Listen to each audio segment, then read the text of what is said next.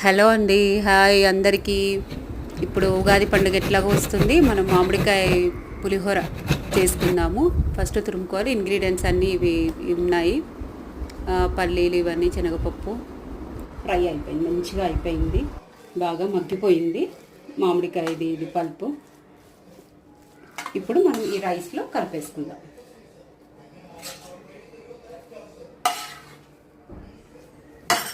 బాగా కలుపుకుంటే మంచిగా రైస్కి బాగా పడుతుంది. ఇంకా కొంచెంసేపు ఆరాక పొడి పొడిలాడుతూ ఉంటుందండి.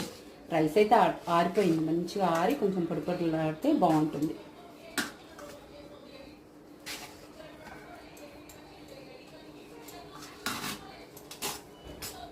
ఉప్పు సరిపోకుంటే కొంచెం చూసుకొని మళ్ళీ పైన చల్లుకుంటే సరిపోతుందండి.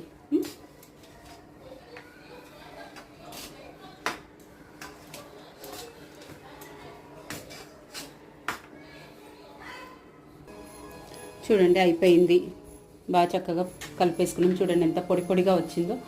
కొంచెం నేను ఆయిల్ తక్కువే వేసాను. ఇది చూడండి, జీడిపప్పు ఇవన్నీ ఎంత బాగా కనబడుతున్నాయో. మనం టేస్ట్ చూద్దాం. మామిడికాయ తురుము పులిహోర.